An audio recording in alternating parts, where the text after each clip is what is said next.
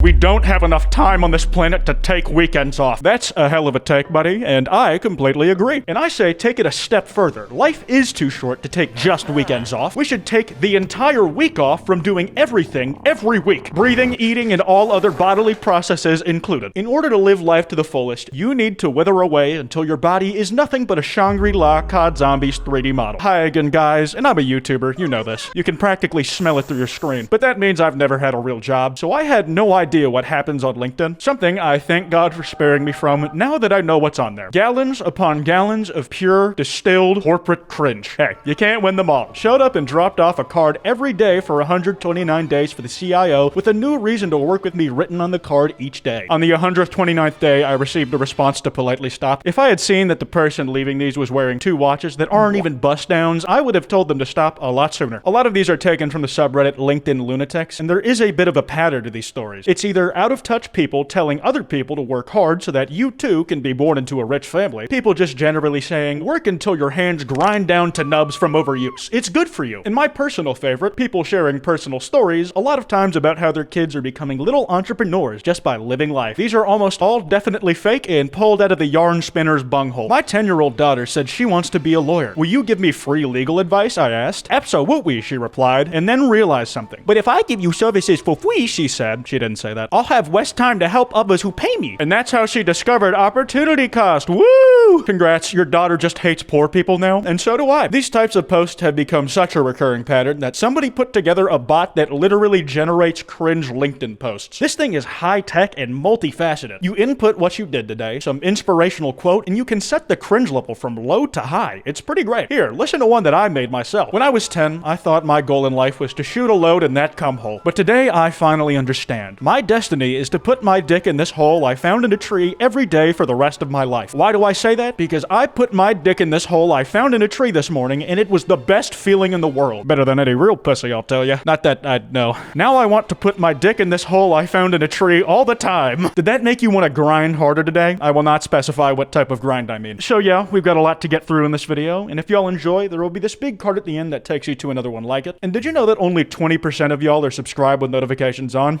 Average LinkedIn user. Seriously though, if you subscribe and hit that bell, you'll never miss another upload. It takes 2 seconds, and you can always undo it if you decide you hate me. Bomb shelter with Wi-Fi is the best thing when you have to work during airstrikes.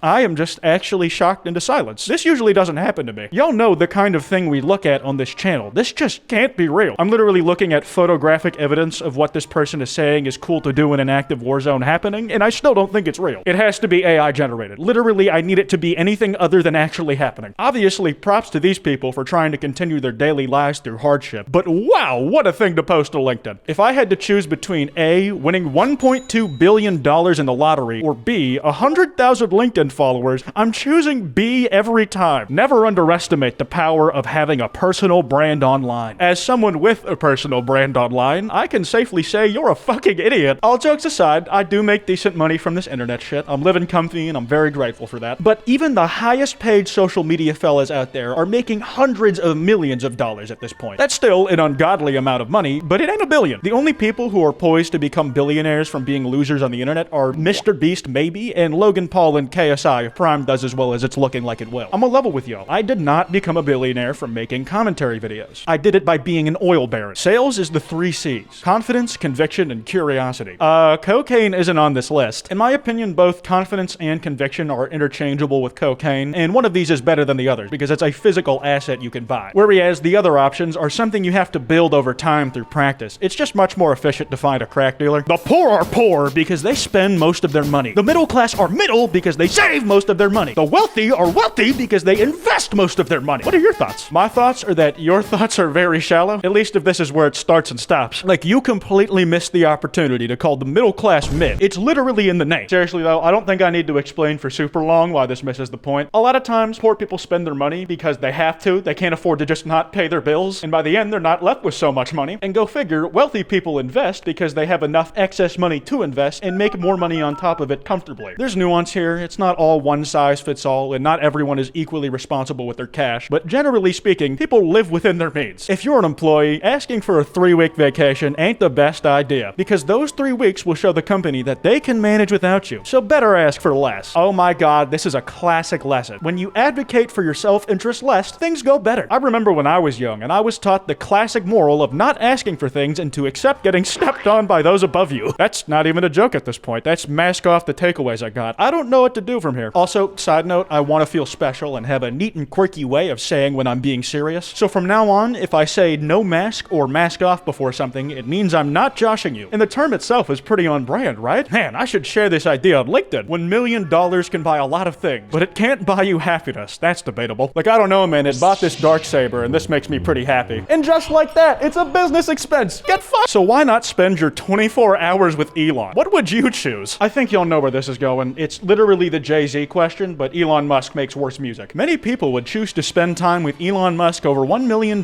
me included. And I think Elon would probably call you an idiot multiple times during that 24 hours for not just taking the million. He goes on to say that Elon is the best and really smart and he might have good advice, and maybe he'll give you money for your businesses. To sum it up, basically, bro, the meat riding is crazy. And after all that praise, the thing he caps it off with is uncertainty? Who knows what'll happen, but it's worth a try. Tell me, is that try worth $1 million fucking dollars? Although $1 million is a lot of money, most people would choose to spend time with Elon, and he attached a poll where it was confirmed that most people would definitely not spend time with Elon instead of taking $1 million fucking buckaroos. Like I said, Elon's genius advice during that day would probably be that you should have taken that money. My problem with LinkedIn is it's a professional platform, so there are very few people willing to tell the out-of-touch grind bro thought leader wannabes to shut the fuck up. One of the few platforms which would be vastly improved by adding more trolls. This hits the nail on the head for me. There needs to be a built-in method on LinkedIn to ratio other people. All we're doing right now is dunking on LinkedIn everywhere but on LinkedIn. What that out-of-touch group of people needs is to be infected by a different out-of-touch group of people. It needs more chronically online serial posters whose whole lives are making a mess on the internet. I went to a wedding reception a few weeks ago, and 5 people I had never met said, "Are you redacted from LinkedIn?" The first time I thought, wow, what are the odds to run into someone from LinkedIn? By the 5th time, I had begun to understand the power of building a personal brand. If I was one of the people getting married at that wedding, I would be so salty. Someone who to me is a no-name fuck that my soon-to-be wife knows as the son of some family friend is having people come up to him and congratulating him on his success the same amount that I am at my goddamn wedding. I would be silently fuming the entire weekend. Actually, no, I might loudly fume and explode on the spot, just getting meat chunks on everybody at the venue. I'm happy to share that I'm starting a new position as an associate at Redacted Business. And then the Redacted Business in question lets this person know, hey fella, this is incorrect. Please remove this from your profile. Smiley face. The use of that emoji at the end makes it sound so vindictive. It turns what would otherwise be a professional request to not falsely share credentials into a passive-aggressive threat. Aw, he thinks he's one of us. That's so cute. This tiny glob of sludge thinks he's worthy to be on our team. What an adorable little moron. Why is there so much hate towards recruiters? Every day I see comments on LinkedIn directing hate at recruiters and what we do for a living.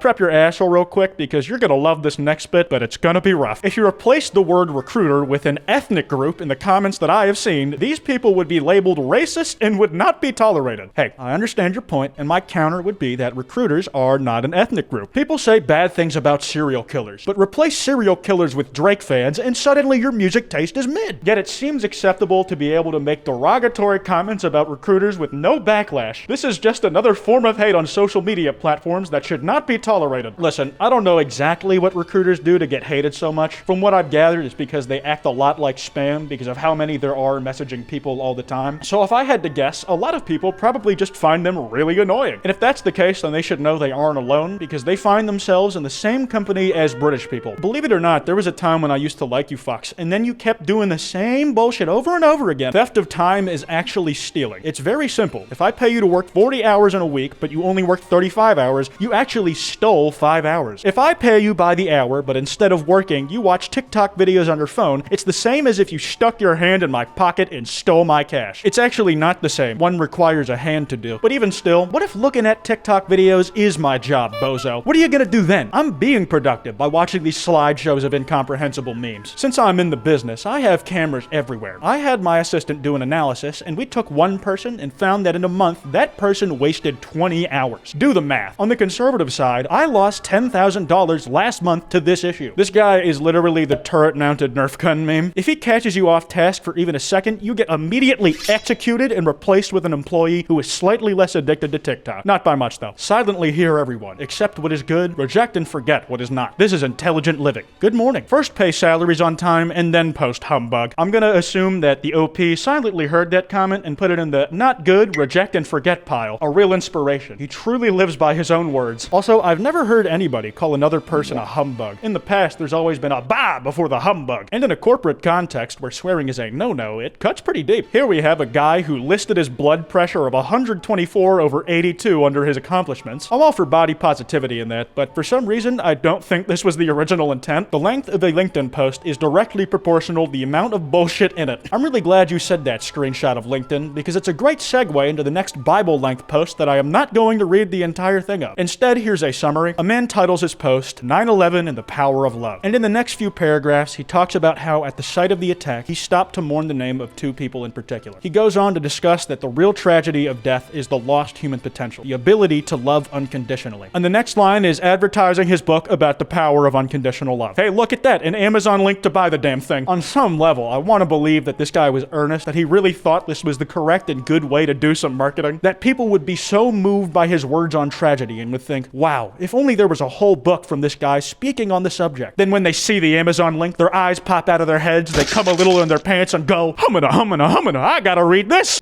This video has dried me out, and unfortunately, there's plenty of other posts like this. So if y'all want more LinkedIn content, show this video some love, because I definitely have none for it. That card I mentioned should be on screen now. If you enjoyed, drop a like and subscribe with notifications on, or I'll cry. Remember, don't go after anyone I talked about today, because that's cringe, and this is all meant in good fun. Anyways, this has been Kwite, and I need to update my resume.